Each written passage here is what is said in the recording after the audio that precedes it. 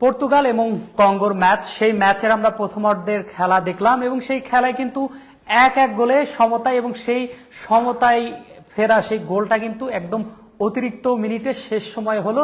এবং আবারও বারবার প্রশ্ন ঘুরে ফিরে আসে যে এবারের বিশ্বকাপে কোনো দলকে আমরা ছোট বলতে পারি না, কারণ কঙ্গোর মতো দল শেষ পর্যন্ত প্রথমার্ধে গোল দিয়ে সমতায় ফিরল। এবং আজকের ম্যাচে সব থেকে হতাশার যে গল্পটা সেটি হচ্ছে রোনালদো, যেই মানুষটা আসলে পুরো আলো কেড়ে নেওয়ার কথা, সেই মানুষটি কিন্তু দুইবার মনে হয় তিনি বল পেয়েছেন পুরো 45 মিনিটে। এটি আসলে কতটা হতাশার একজন রোনালদো ফ্যান হিসেবে। পর্তুগাল যে ধরনের ফুটবল খেলেছে প্রথমার্ধে, আমি আসলে যদি অ্যাজ এ ফুটবল ফ্যান না হয়, অ্যাজ এ রোনালদো ফ্যান হিসেবে যদি বলি, আমি খুব বেশি ডিসঅ্যাপয়েন্টেড হয়েছি। কারণ যে ধরনের মিডফিল্ড সেট আপ রয়েছে পর্তুগালে, তারা আমরা দেখতে পেয়েছি বারবার পাসিং এর মধ্যে রয়েছে, অথচ অপোজিশন বক্সে তারা পেইন্টেড করার চেষ্টা করছিল না। বেশ কয়েকটি ক্রস তারা করেছে 44 মিনিট ধরে, বাট ক্রসগুলো আসলে একটি ক্রস থেকে যদিও গোলটা তারা এসেছে, সেই ক্রসটি দুর্দান্ত ক্রস ছিল। রোনালদো দুটি ডিফেন্ডারকে ড্র্যাগ করে অন্য জায়গায় নিয়ে যাওয়ার কারণে জোয়ানো স্পেসটি পায় এবং কিন্তু গোলে কনভার্ট করতে পারে। আমার কাছে একটি জিনিস অনেক বেশি বিরক্ত লেগেছে পর্তুগালের খেলা দেখে, সেটি হচ্ছে তারা কিন্তু এই যে একটি ক্রস করেছে, তাদের কিন্তু ক্রস করার সুযোগ অনেক এসেছে, কিন্তু তারা সবসময় কেমন যেন চেয়েছে সেই ছোট ছোট পাঁচে বক্সে ঢুকে যাওয়া। গ্রাউন্ড ক্রস তারা অ্যাটেম্পট নিয়েছে এবং গ্রাউন্ড ক্রস গুলো কিন্তু ব্লকড হয়ে গেছে কঙ্গো ডিফেন্ডারদের দ্বারা। আর অন্যদিকে যদি এরিয়াল ক্রসের কথা বলি, এরিয়াল ক্রস কিন্তু দুটি বা একটি আমরা দেখতে পেয়েছি এবং একটি কিন্তু গোলে কনভার্ট হয়েছে। এবং আপনার কাছে রোনালদোর মতো একজন স্ট্রাইকার রয়েছে, 6 ফুট 4 ইঞ্চির মতো একটা স্ট্রাইকার রয়েছে, বিশ্বের মধ্যে বেস্ট স্ট্রাইকার রয়েছে, সেই ক্ষেত্রে আপনার কিন্তু অবশ্যই এরিয়াল ক্রস দেওয়া উচিত।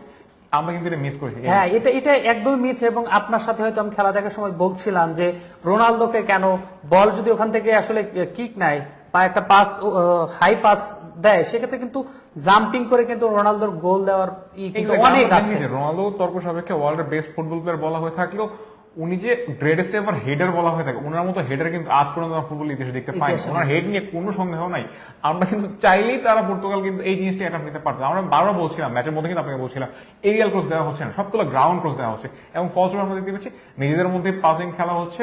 ইভেন অ্যাটাকিং থার্ডে তারা পেইন্টেড করতে চাইলেও পারছিল না। এবং আমরা যেটা দেখেছি যে রোনালদোর সাথে যেন তার অভ্যন্তরীণ দলের খেলোয়াড়দের সাথে অনেক বেশি ঝামেলা চলছে।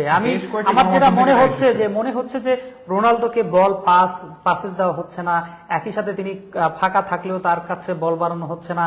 এবং তিনি একা আসলে কি করবেন, তিনি আসলে যে জায়গায় খেলছেন অনেক উপরে উঠে খেলছেন, বারবার তিনি চাচ্ছেন যে তাকে বল দেওয়া হবে এবং তিনি বলটা প্লে মেকার হয়ে যাবেন, গোল করবেন। এটি কিন্তু তার রোল থাকে সব দলেই। তিনি আসলে নিচে থেকে উঠে গোল করা আছে, তবে সেটা নেই। একটা টাইমে ওই রোলে তিনি খেলেছেন, বাট রাইট নাও 41 বছর হয়ে গেছে। এখন সেই আগের উইঙ্গারের মতো কান প্লে করে দুজনকে ড্রিবল করে লং শটে গোল দিবেন, সেই রোনালদো কিন্তু এখন আর নেই। তিনি একজন বক্সে Fox in the box play style, আমাদের বল থেকে ফুটবলিং ভাষায় লিথাল ফিনিশারের মতো ওয়েট করেন বলের অপেক্ষা। বল আসলে তিনি বল জায়গায় পাঠাবেন। টিপিক্যাল নাম্বার 9 যদি আমরা বলতে থাকি, বলের অপেক্ষায় থাকেন তিনি। কিন্তু আজকে দেখতে পাচ্ছি আমরা তার কাছে বলই পৌঁছায়নি। যদি বল না আসে, সেই ক্ষেত্রে রোনালদোকে আসলে কতটুকু সমালোচনা করা হওয়া উচিত আমার বলে মনে হচ্ছে না। একই সাথে সমালোচনা থাকবে, সেটা হচ্ছে কি যে গতকাল বা আজকের ম্যাচে যদি আপনি আর্জেন্টিনার ম্যাচের কথা দেখেন, যে লিওনেল মেসি তিনি এই বয়সে কত নিচে নেমে গিয়ে খেলছেন, ব্লক করছেন, কোনো ফাউল হলে সেখানে সামনে ব্যারিয়ার হয়ে দাঁড়ানো, সেটা কিন্তু আমি রোনালদোর কাছ থেকে দেখি না। এবং তাকে নেমে নিচে এসে খেলতে খুব কম দেখছি। ইভেন মাঝ মাঠে তাকে আমি খুব কম দেখি, সবসময় তাকে দেখেছি ফরওয়ার্ডে একদম উপরে গিয়ে সেভাবে দাঁড়িয়ে থাকা। আসলে নিজেকে প্রমাণ করতে হলে, বিশেষ করে এই বয়সে তিনি আসলে প্রমাণের তো কিছু দেওয়ার নেই। তবে এরকম বড় একটা আসরে যেখানে তার অনেক বেশি স্বপ্ন আছে, স্কোরিং করার তো স্বপ্ন আছে, এখান থেকে আসলে তিনি আসলে তার যা করার কথা তিনি কিন্তু আসলে সেটি করছেন না। এটি আসলে অনেকটা বেশি হতাশা। এখন বর্তমান আজকে যে স্কোয়াডটা মার্টিনেজ নামিয়েছে মাঠে, রোনালদো কিন্তু একমাত্র সেন্টার ফরওয়ার্ড হিসেবে তাকে নামিয়েছে। তো সেন্টার ফরওয়ার্ড মাঝ মাঠে নেমে এসে ডিপ লাইং ফরওয়ার্ড হিসেবে যে প্লেকিং করবে, এটা আসলে তার থেকে এক্সপেক্টেড ছিল না। তার যে স্পেসিফিক স্পেস ছিল, তিনি উপরেই থাকার কথা ছিল তার। বাট উপরে থাকতে শুধু থেকে তো লাভ নাই, তাকে বল পৌঁছাতে হবে, ডিস্ট্রিবিউট তো করতে হবে। আমরা দেখতে পাচ্ছিলাম বারবার উইং এ যদি বলি, উইং ব্যাকটা ফুল ব্যাকটা আসছে, নিজেদের মধ্যে পাসিং করছে এবং খুবই বিরক্ত লাগছে। বল যাচ্ছে না, নিজেরা পাসিং করছিল, অ্যাটাকিং থার্ডে যাচ্ছে, দেখছে যে এরিয়াল ক্রস হচ্ছে না, গ্রাউন্ড ক্রসে ট্রাই করছে, ব্লক করছে, তারা ক্লিয়ার করছে, আবার পর্তুগাল নিজেদের মধ্যে পাসিং করে আবার অ্যাটাকিং বিল্ড আপ করে সেই same ground cross. Even D বক্সের মধ্যে আমরা দেখেছি অনেকবার বল তারা সেই ছোট ছোট পাসিং Exactly. ফুটবল খেলছে, যেটি অনেক বেশি হতাশা দিয়েছে। দর্শক, আজকের ম্যাচের দিকে তাকালে বোঝা যায় যে অনেক বেশি আপনি যদি বল পজিশনের কথা বলেন, মাত্র 21% কঙ্গো, এবং অপরদিকে রোনালদো বাহিনীরা 79%। এই যে ডিফারেন্স, এত সময় বল যদি তারা পজিশনে রেখে যদি সেই বেশি গোল কনভার্ট না করতে পারে, শেষ পর্যন্ত যদি কঙ্গোর বিপক্ষে প্রথমার্ধে যদি সেই ড্র নিয়ে ফিরতে হয়, এটি আসলে অনেক বেশি হতাশার। একই সাথে পাসেসের যদি কথা বলি, মাত্র 101টা এবং অপরদিকে 480টা। এটা আসলে চিন্তা করা যায় কি লেভেলের ডিফারেন্স আমরা এখানে দেখতে পাচ্ছি। অলমোস্ট 4 গুণ পাস পর্তুগাল ন্যাশনাল টিম আজকে খেলেছে, বাট রেজাল্ট কি আসছে? রেজাল্ট 1-1 কিন্তু ড্র হয়েছে। ইভেন কিন্তু তাদের এই 101 পাসেসের মধ্যে থেকে কিন্তু তারা যে পাসেস গুলো দিয়েছে লং পাস এবং অনেক বেশি আক্রমণাত্মক মনে Exactly, হয়েছে বেশ এবং কয়েকটা ভয় লাগার মতো। এক্স্যাক্টলি। আর এই ক্ষেত্রে কৃতিত্ব দিতে হয় পর্তুগালের ফুলব্যাক দুটির উপর, দুর্দান্ত ফুটবল খেলেছেন। তবে শেষমেশ ক্রসে যে গোলটি হয়েছে সেটি আসলে দুর্দান্ত হেডার ছিল। এটি একদম আসলে সেম গোল মনে হচ্ছে, অলমোস্ট বলা যাচ্ছে Almost same goal। এটা আসলে আটকানোর মতো গোল ছিল না আমার মতে। যদিও মার্কিং এর ক্ষেত্রে আমি বলবো যে তাকে মার্ক করা উচিত ছিল, তবে তিনি নিজের স্কিল যদি বলি, নিজের স্কিল দেখে যে আর্মার্ট হয়ে নিজেকে আর্মার্ট করে যে গোলটি করেছেন, দুর্দান্ত ফিনিশ করেছেন। তবে হেডারকে আসলে সেভাবে মার্ক করে কাজ হয় না, কারণ সে জায়গা করে নেয়। যখন জায়গা করে যখন ঠিকঠাক হেড দিয়ে গোল করবে, এবং সেই গোলটা যদি হয় একদম বারের কর্নার দিয়ে, সেটি আসলে গোলকিপারের Exactly. কিছু আসলে করার থাকে না। একটু আবারও একটু ম্যাচ নিয়ে কথা বলি, যে আজকের ম্যাচে পাস অ্যাকুরেসির কথা যদি বলি 94%। এটি আমার মনে হয় এবারে বিশ্বকাপে সর্বোচ্চ পাস অ্যাকুরেসি।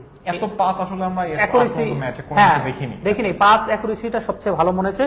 অপরদিকে যদি কঙ্গোর কথা বলি, তারাও 84, খারাপ না। তারা দল তো আসলে অতটা বড় নয়, বিশ্বকাপে অংশগ্রহণ করেছে, তবে দারুণ খেলছে। ফাউলের কথা যদি বলি, কঙ্গো 5টা করেছে এবং পর্তুগাল করেছে 3টি। ইয়েলো কার্ড 1-1 সমতায় আছে, এবং কর্নারের ক্ষেত্রে সেক্ষেত্রে কঙ্গো এগিয়ে 3-1 ব্যবধানে এগিয়ে। প্রথমার্ধে আমার কাছে বেশ বোরিং লেগেছে ম্যাচটি, তবে 1-1 বিশেষ করে লাস্ট মিনিটে গোল খাওয়ার পর I think Martinez will change his plan. যেভাবে টিকি টাকা তো বলা যায় না এটাকে, যেভাবে ছোট ছোট পাসের পুরো ম্যাচ খেলছে, সেকেন্ড হাফ হয়তো আমরা এই প্ল্যানটি দেখতে পাবো না। সেকেন্ড হাফে হয়তো আমরা দেখতে পাবি পর্তুগাল ন্যাশনাল টিমের পক্ষ থেকে যে ফাইনাল থার্ডে আরো বেশি পেনিট্রেট করার চেষ্টা করবে। গ্রাউন্ড ক্রসের এগেনস্টে হয়তো তারা এবার এরিয়াল ক্রস দেওয়ার চেষ্টা করবে, যতক্ষণ না পর্যন্ত রোনালদো মাঠে আছে। রোনালদোর পর কিন্তু সাব হিসেবে সার্জিও রামোস রয়েছেন, গনজালো রামোস রয়েছেন, দুর্দান্ত পারফরমেন্স করেছে। আমরা যদি প্রিভিয়াস ওয়ার্ল্ডের কথা চিন্তা করি, তিনি তার ফার্স্ট ম্যাচে কিন্তু হ্যাটট্রিক করেছিল, দুর্দান্ত হেডে গোল দেন। পর্তুগালের আজকে আমার মতে যদি একটি সেন্টার ফরওয়ার্ডই খেলিয়ে থাকে এবং সেইভাবে যদি কন্টিনিউ করে, aerial cross could be the ultimate solution. তবে একটা চিন্তার ভাঁজ, সেটি হচ্ছে এবার বিশ্বকাপে বড় দল যারা হচ্ছে এই যে টিকে টাকা ছোট ছোট পাসে খেলছে, এবং ছোট ছোট দলগুলো ডিফেন্ড করে খেলছে, এবং সেই ম্যাচগুলো অনেকাংশে ড্র হচ্ছে। আপনি যদি বিগত ম্যাচগুলোর কথা দেখেন, আপনি তো শুরু থেকে ম্যাচগুলো দেখছেন, সেই ম্যাচ নিয়ে ডিসকাস করছেন। আজকের ম্যাচে কিন্তু আমরা সেটি দেখতে পাচ্ছি, বড় দল ছোট দলের কাছে ঠিক এভাবেই হেরে যাচ্ছে, এবং এটি কিন্তু অনেক বেশি ভয়ঙ্কর হবে যদি এই পরের 45 মিনিটে তারা সেম ফুটবল খেলে। এখান থেকে আমার মনে হয় বের হয়ে আসা উচিত, এবং প্রচুর ক্রস খেলা উচিত, এবং কর্নার যারা আছে, বিশেষ করে উইঙ্গার আছে, তাদেরকে প্রচুর গোল শট নিতে হবে, এবং জায়গা করেই আক্রমণাত্মক ফুটবল খেলতে হবে, না হলে পিছিয়ে থেকে হয়তো শেষ হয়ে যাবে প্রথম ম্যাচ। জিততে হলে অফকোর্স তাদের প্ল্যান চেঞ্জ করতে হবে। যদি এই সেম গ্রাউন্ড ক্রসের প্ল্যানে খেলে এবং এই অতিরিক্ত আননেসেসারি পাসই, আমি বলবো এতগুলো পাস কোনো দরকার ছিল না, যদি ফাইনাল থার্ডে কোনো পাস দেওয়া হয়ে থাকে, এই প্ল্যানে যদি খেলতে থাকে রেজাল্ট চেঞ্জ হবে না, বরঞ্চ আরো গোল খাওয়ার সম্ভাবনা রয়েছে পর্তুগালের। দর্শক, পর্তুগাল এবং কঙ্গোর মধ্যকার তাদের দু দলেরই প্রথম বিশ্বকাপ 2026 বিশ্বকাপের প্রথম ম্যাচ। সেই ম্যাচে এখন পর্যন্ত 1-1 সমতায় আছেন। অনেকটা খালি হাতেই প্রথমার্ধে ফিরেছেন রোনালদো, এবং মাত্র 2 থেকে 1 বার বল পেয়েছিলেন। পরবর্তী হাফের জন্য আমরা আসলে অবশ্যই শুভকামনা জানাবো রোনালদোকে, এবং তিনি হয়তো গোল করেই মাঠ ছাড়বেন। দর্শক, যুগান্তর স্পোর্টসের নিয়মিত আয়োজন ম্যাচের শুরুতে, ম্যাচের আগে, এবং ম্যাচের ব্রেকে, এবং ম্যাচের শেষে আপনাদের কিন্তু সকল আপডেট দিয়ে থাকি। এতক্ষণ সেই আপডেট নিয়ে আপনাদের সাথে ছিলাম আমি আলফিন জুয়েলন্ত, আমি সাইম আলভি ছিলাম এতক্ষণ আপনাদের। পুরো বিশ্বকাপ জুড়েই যুগান্তর স্পোর্টস আপনাদের সাথেই থাকবে, ততক্ষণ কিন্তু যুগান্তরের সাথেই থাকতে হবে আপনাদেরকেও। যারা সাথে ছিলেন এতক্ষণ, ধন্যবাদ সকলকে।